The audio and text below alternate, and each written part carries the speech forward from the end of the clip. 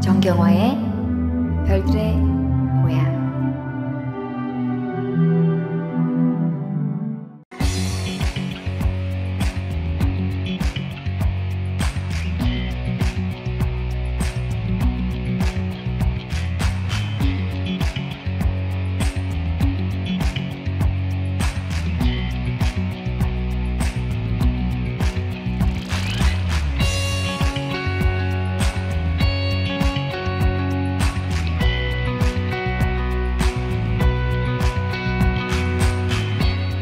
네, 별들의 고향 방송을 시작하겠습니다. 저는 진행을 맡은 저널인 미디어 정경화입니다.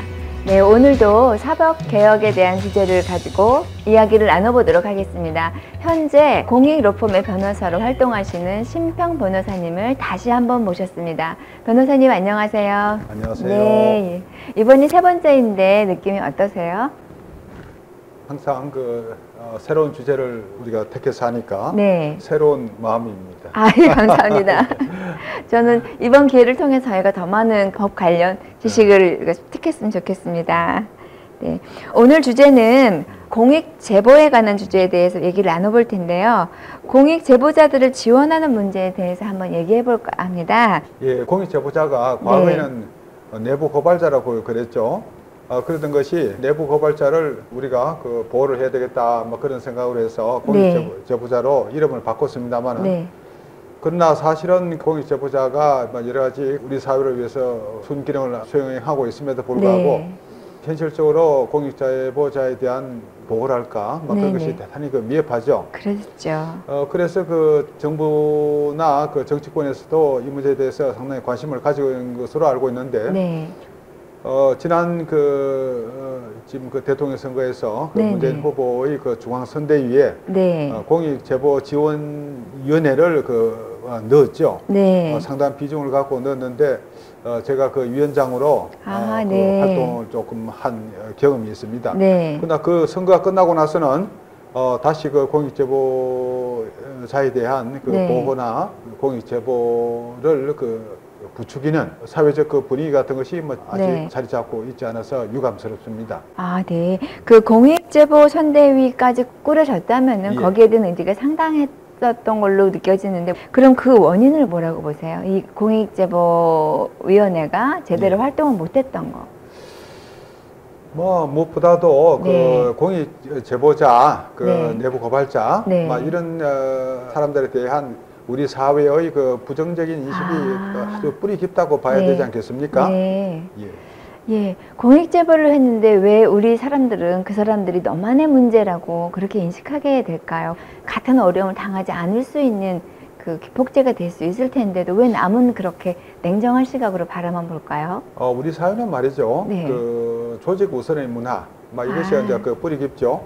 이것이 이제 어디서 발언했느냐 하는 그런 점에서 본다 그러면은 우리 어떤 농경 사회의 집단적인 문화, 그런 것도 수백 년, 수천 년간 이어왔는 게고, 그것보다는 우리가 6.25 전쟁을 거치면서 군사 문화가 자리 잡을 수밖에 없었고, 군사 문화에서는 지휘 계통에 따라서 상명 하부의 관계가 대단히 중요시하죠. 박정희 씨가 1961년도에 5.16을 일으키고, 그래서 어떤 면에서는 군사 정권이라고 보지 않습니까? 이렇게 해서 군사 문화가 사회 전반적으로 확산이 됐죠.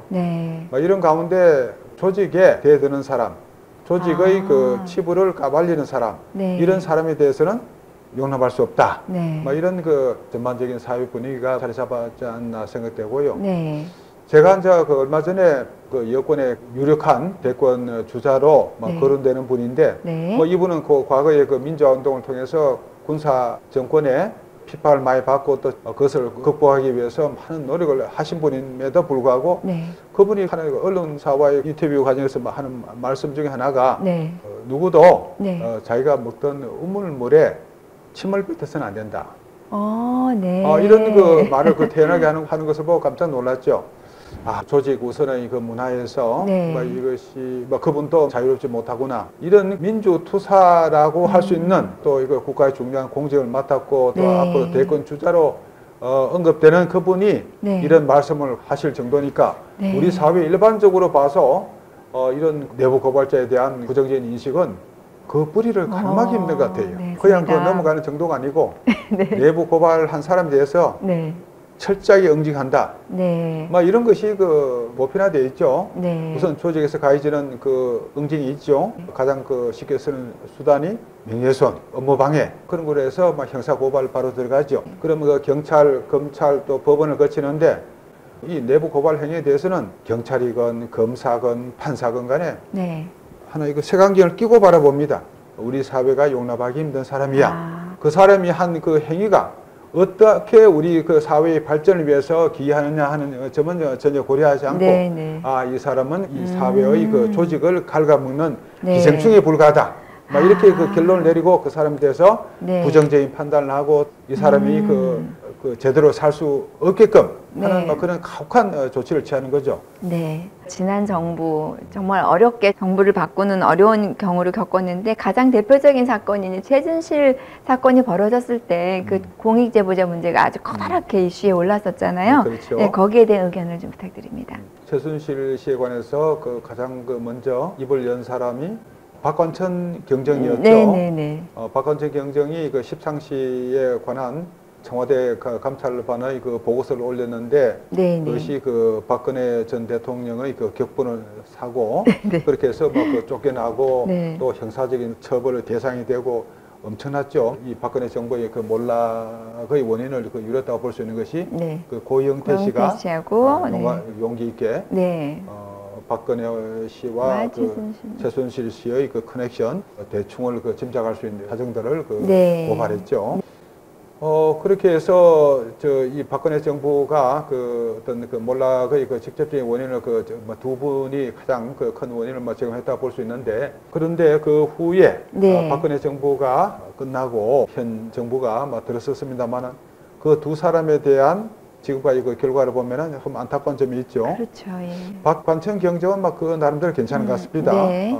무죄를 받고 지금 대법원 판결을 앞두고 있습니다만은 그렇게 잘 끝나려 봅니다. 물론 공직을 그만두게 된 아쉬움은 있습니다만은 박관천 경정 같은 사람은 공적이 어느 정도 인정이 되고 하니까 다음에 아마 국회에 나가도 네.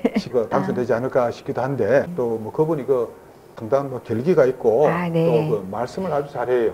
장래가 보장될 것 같습니다. 그런데 고영태 씨는 불행하게도 실형을 선고받고 네. 이 법원에서 아주 괘씸한 네. 사람으로 취급을 받는 것 같아요. 변호사님, 변호사님이 이제 판사 경험이 많으시잖아요.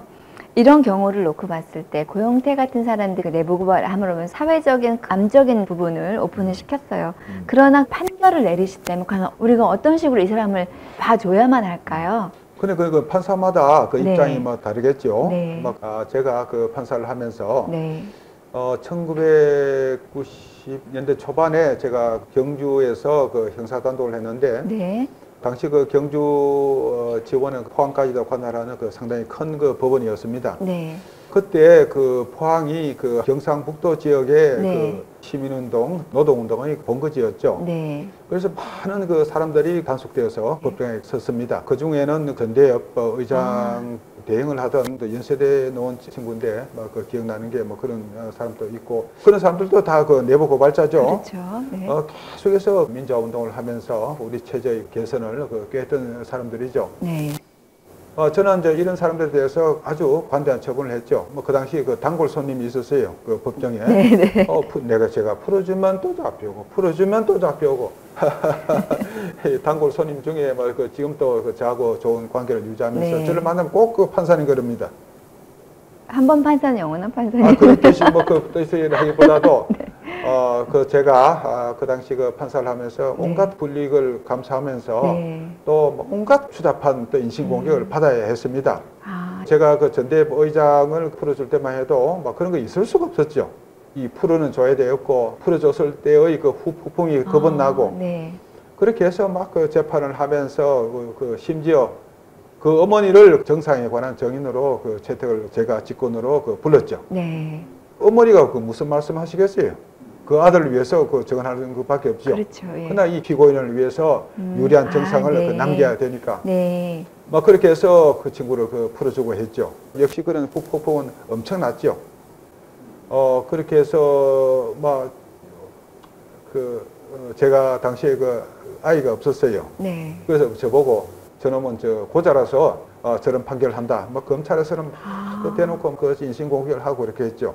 저는 그 판사로서 내 양심상 네. 이런 사람들에 대해서 가혹한 처벌을 할 수 없다. 네. 막 그런 그 확고한 신념을 가지고 그 판결을 했죠. 네. 제가 만약에 고영태 씨 재판을 맡게 됐다 그러면은 잘못된 정권, 네. 그것을 무너뜨리게 한 그 역할을 초점을 맞춘다 그러면은 그렇죠. 예. 고영태 씨에 대해서 아주 관대한 처분을 했을 겁니다. 네, 맞습니다. 처음에 시작은 우리가 살고 먹고 또 돈을 벌어야 가족도 부양하기 때문에 그런 집단에 들어갔었지만 가서 보니 비리가 있었다.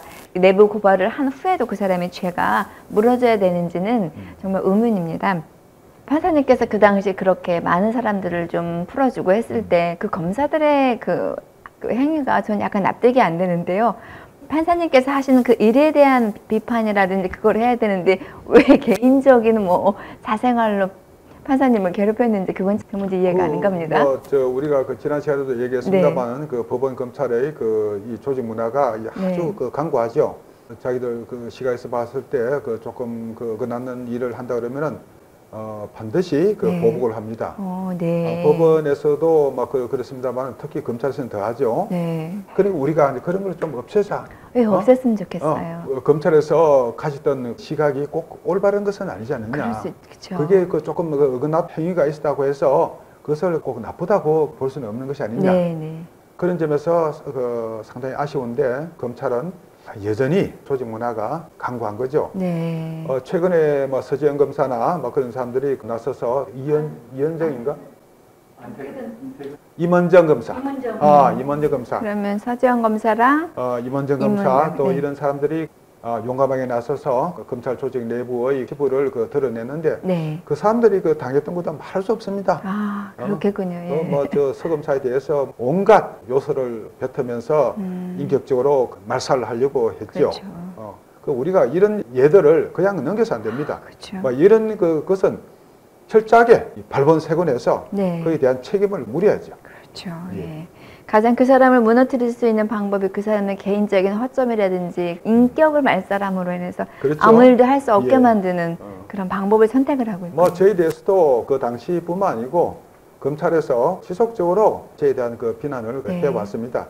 몇십 년이 흐른 지금에까지도 네. 그 영향을 저는 미치고 있다고 봅니다. 네네. 이것이 이제 검찰뿐만 아니고 검찰은 또 양반입니다. 보안사나 또 요즘 기무사나 또 안기부, 네. 그때 중앙정보부, 그 사람에 대한 파일을 만듭니다.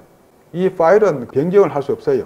그래요? 그래서 다 자꾸자꾸 쌓이는 이 사회에 그들이 말하는 좀 암적 존재라 생각하면 네. 그것을 아주 anggar하게 적어두는 거죠. 네. 심지어 제가 그때 들은 이야기로는 박정희 씨에 관해서도 박정희 씨가 과거에 네.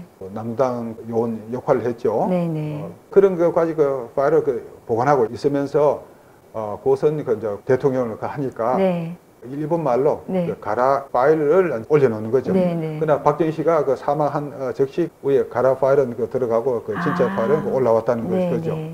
이렇게 해서 하는 사람들에 대해서 온당하지 못한 네. 평가를 해서 네. 그것을 토대로 해서 그 사람에 대해서 다시 평가를 했다고 네. 합니다. 물론 제 대해서도 그렇게 했겠죠. 네네. 저는 그 파일의 내용을 한번 전에 들은 일도 있습니다. 그걸 그러셨어요? 들으면서 참 기겁을 했죠. 네. 들으셨지만 어떻게 해볼 수도 손볼 수 없으셨죠. 그렇죠. 해결도 못하고. 네.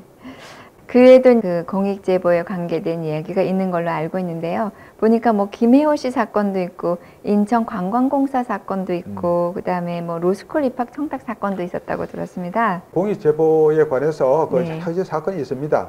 네. 많습니다. 지금도 일어나고 있습니다. 네. 앞으로도 일어날 겁니다. 그렇겠죠. 근데 거기서 용케 네. 빠져나온 사람도 있습니다. 네. 가령 아까 제가 고영태 씨 사건을 제가 맡았더라면 관대한 처분을 했을 것이라는 네. 그런 비슷하게 무죄를 받거나 네, 그렇게 해서 네, 네. 다시 명예를 회복하고 그런 사람도 있죠. 네네. 그런 정말 운이 좋은 경우고 고통 속에서 헤어나지 못하는 예들이 많죠. 너무 많아서. 너무 많습니다. 네. 정 선생님이 말씀하신 대표적인 그런 사건들을 우리가 볼 수가 있죠. 네. 가령 김혜호 씨. 네. 이분이 과거에 네. 2007년도 6월 달에 한나라당 대통령 후보로 나선 박근혜 씨가 최순실 씨하고 그 긴밀한 정치적인 뗄 수 없는 관계다 말했다가 네. 바로 구속돼 법원에서 네. 실형 판결까지 받았습니다. 네, 네. 이런 그 명예훼손 사건에 그 실형 판결을 낸다는 것은 그거는 한마디로 그렇게 하는 판사는 바보입니다. 지금 그 이 명예훼손이 그 우리나라에서만 이렇게 그 너무 엄격하게 하고 있는데 유엔에서도 그 한국의 명예훼손 그 법제가 문제가 있다 막 이렇게 그 말하고 하면서 전 세계적으로 봐서 명예훼손에 대해서 저 형사처벌을 없애라. 형사처벌을 두더라도 네네. 벌금형만을 하도록 해라. 이렇게 권고를 하면서 우리나라에 압력도 넣고 하는데 네네. 아니 명예훼손 그 한번 했다고 해서 실형 판결까지 했으니까 네. 김혜호 씨 같은 경우는 얼마나 놀랐겠습니까? 그렇죠. 예. 김혜호 씨 같은 분은 한국의 땅에 사는 게 겁이 났죠. 그래서 이분이 아마 네. 이거 잘못하면 큰일 나겠다. 더 큰 일을 당할 수 있겠다 네. 싶으니까 캄보디아로 가서 하신 것으로 기억하는데 나중에 박근혜 정부가 무너지고 나서 다시 한국에 와서 재심을 청구했습니다만 아마 안 됐을 겁니다. 와, 정말 신기하네요. 그 당시만 이때가 뭐 2007년이라고 하셨어요. 예. 이때 되면 우리나라도 민주주의 국가라고 얼마든지 자부할 수 있어요. 물론 그때가 당시에 이명박 정부 때이긴 하지만 이런 문제 가지고 그런 일을 당하셨군요. 예. 심지어는 나라를 떠났을 정도로. 정선생님 말씀하신 인천관광공사 직원의 경우에도 네. 2017년에 이분이 그 인천관광공사 사장의 비리를 제보했습니다. 네네. 제보한 내용 중에 일부가 그 감사원감사에서 맞다. 네. 확인까지 됐음에도 네. 불구하고 여기서 참 그 놀라운 것은 그 노조가 네. 나서서 제보자를 색출하라. 이런 인간은 그대로 두지 않는다. 이렇게 나서서 네. 이런 행동을 하고 있는데 네. 노조가 그런 일을 한다는 거 어떤 방법으로 해석해야 되나요? 이 노조는 무엇을 위해서? 글쎄요. 결국 그거 아닙니까? 기득권 쪽으로 줄을 섰나? 그렇죠. 우리는 그 샘물을 먹고 있지 않느냐. 그 샘물에 누가 침을 뱉었다. 네. 이런 자는 용서할 수 없다. 네. 그런 것이겠죠. 그리고 한 가지 더 말씀을 드리자면은 2016년도에 로스쿨에 입학 청탁을 한 교수가 있었다. 네. 이런 게 언론에 보도가 됐죠. 이 발설을 한 교수 네. 바로 접니다. 제가 네. 별것도 아니고 네. 그냥 책에다가 딱 한 줄 썼습니다. 지나가는 말로 네. 이름도 안 밝히고 그렇게 했는데 네. 이걸 가지고 언론에 보도가 되고 하면서 문제가 커져버린 거죠. 네. 로스쿨 교수 측에서는 네. 저를 명예훼손을 고소를 했죠. 네. 실제로는 그 교수가 입학 청탁하는 것은 분명한데 수사를 맡게 된 경찰에서 대구 시경에서 네. 수사를 했는데 네. 수사라는 것이 참 코미디 같은 수사를 하는 거죠. 네. 경북대 로스쿨 교수들한테 전체한테 당신은 교수 입학 청탁 행위를 보거나 들은 사실이 있습니까? 없습니까? 두 개 중에서 하나 공표를 하게 한 거죠. 네, 아니오로요? 예. 네. 그래서 이제 대부분의 교수들은 자기 소속된 직장에 명예가 있으니까 아니요, 라고 들은 사실이 없다고 그래 했는데 일부 양심적인 교수들은 답변 자체를 거부해 버리고. 네. 그러나 결과로 나타나는 것은 답변을 한 전원 교수가 입학 청탁한 것을 듣거나 본 일이 없습니다. 이렇게 한 거죠. 네. 이걸 토대로 해서 시경에서는 입학 청탁은 없었다. 네. 이런 결론을 내버린 거예요. 네. 그럼 저는 어떻게 됩니까? 저는 이제 수사의 대상이 되고, 네. 제가 이제 검찰에 가니까 삼엄해요. 바로 형사처벌할 것처럼 하는 거죠. 네. 그때 수사관이 저한테 못된 말을 하고 그렇게 네. 했습니다만, 네. 그 사람이 보기에도 일말의 양심은 있을 거 아닙니까? 그래서 저한테 하는 말이 주소지를 다른 쪽으로 옮겨서 네. 대구지검 관내를 벗어나도록 해라. 그리고 고민을 했죠. 내가 또 당하는구나. 네. 그러다가 오신환 의원을 식사를 한번 같이 하게 됐어요. 네. 그리고 오 의원 앞에서 내가 이런 경우에 네. 처했습니다. 하소연을 한번 했어요. 네. 그러고 나서 저는 이제 잊어버렸는데 갑자기 대구지검에서 이상하게 네. 어떻게 저한테 전화를 걸어서 그것도 이거 자료를 내도록 하세요. 하면서 이거 하는 거예요. 네. 내고 어떻게 하니까 호의적인 그 분위기가 뭐 조성되는 느끼면서 뭐 잘 됐구나 했는데 또 얼마 있다가 네. 그 무혐의 처분이 그 내려진 거예요. 네. 이 사건에서 네. 가장 확실하게 네. 입학 청탁을 한 현장을 그 목격 현장을 그 목격한 사람이 그 정언이 담긴 그 녹음을 그 하게 됐습니다. 네. 이 확실한 증거가 있는 사건입니다. 네. 그럼에도 불구하고 이걸 무시하고 당신은 그 입학 청탁을 목격하거나 그 들은 사실이 있습니까 없습니까 이런 그 문항을 내 가지고 그걸 토대로 해서 없었다고 해서 저를 처벌하려고 하는 네. 이런 어처구니 없는 그렇죠. 수사가 진행됐던 거죠. 네. 근데 그 몇 달 후에 제가 그 국회 세미나에 갔다가 네. 오신환 의원을 다시 그 만나게 됐습니다. 네. 그 오인이 그 저한테 묻습니다. 혹시 뭐 그때 그 사건이 막 어떻게 해결됐습니까? 그래서 예, 저는 이제 의기양양하게 대구지검에서 막 올바른 그 판단을 해줬습니다. 그 말하니까 그때 오 의원이 그 비로소 하는 말씀이 저하고 그 저녁 식사를 하면서 들은 그 말을 토대로 해서 검찰국장한테 이렇게 그 부당한 수사를 했어야 되겠냐, 네. 공정하게 수사를 해야 되지 않느냐 하면 그런 그 취지로 한번 이야기를 했답니다. 네. 저는 이제 비로소 오 의원이 그렇게 검찰국장한테 한 그 말이 있어서 이 사건이 왜곡되지 않고 제대로 네. 해결을 받거나 하는 것을 깨닫게 된 거죠. 근데 만약에 오 의원이 그 공정한 수사를 촉구하는 전화를 안 했다 그러면 네. 저는 또다시 그 처벌됐을 그렇죠. 겁니다. 이런 그 수사나 네, 재판이 네. 행해지고 있는 것이 우리 한국의 현실입니다. 이 인식의 문제가 좀 상당히 예. 뿌리 깊으네요. 예. 뭐 어떤 제가 그 네. 사건에서 말이죠. 네. 거짓말 탐지기 한번 조사해달라. 그렇죠. 강력하게 요구를 했습니다. 음. 거짓말 탐지기 대질신문 한번 하게 해달라. 네. 그거 안 해줍니다. 그냥 내부 사정을 얘기하는 그 자체로서 우리 사회의 암적인 존재다. 네. 이런 사람은 그 처벌받아야 된다. 이런 그 선입견을 갖고 있는 아주 그 잘못된 편견을 갖고 있는 검사나 판사들이 아직 우리 사회에 있다는 거죠. 네. 그것을 좀 뭐 위로 단계를 거쳐서 뭐 공론화해서 올라가는 것이 아니라 담당 맡은 분들이 자의적으로 판단해서 커팅하고 해결해버리는 그런 것도 그렇겠죠. 되는 거죠. 예. 네. 만약에 이렇게 공익제보를 한다거나 그런 분들의 좋은 결과가 많지 않아질 때는 앞으로도 계속 공익제보에 용기를 낼 수 있는 사람들은 점점 줄어들 것으로 보여지는데 그렇죠. 그 부분이 참 안타까워서 더 많은 사람들이 자신 있고 공익제보하는 것이 옳은 일이라는 인식을 갖게 할 수 있는지 모색해주는 변호사님의 앞으로 하실 일인 것도 같습니다. 지난번 그 네. 대통령 선거에서 그 중앙선대위의 그 한 위원회로서 그 공익제보 지원 제보자 그 지원위원회를 그 만들려는 의사를 그 여권에서 가지고 있었고 또 그 만들었죠. 네네. 그러면은 저 정부가 새 정부가 들어서고 난 다음에는 정부의 차원에서 네. 이 공익제보자 지원위원회를 만들어서 공익제보자를 보호하고 사람이 한 말의 신빙성을 따져가지고 네네. 잘못된 일이 있으면 고쳐나가고 하는 네네. 이런 그 위원회가 그 설립이 됐으면 얼마나 좋았을까. 네. 그러면은 저 공익제보가 좀 더 활성화될 수 있는 좋은 계기가 됐겠죠. 네. 그것이 그 이루어지지 않아서 상당히 아쉽습니다. 네.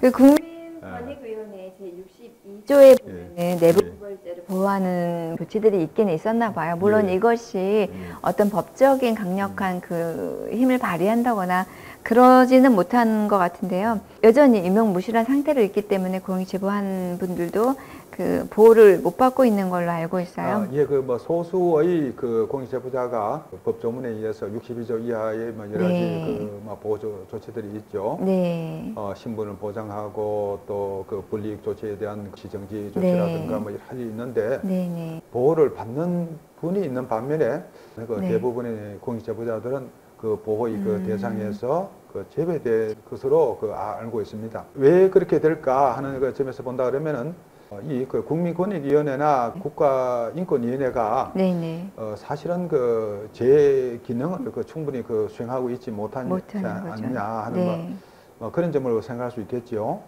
사실은 너무 관료화되어 있습니다. 그렇죠. 예.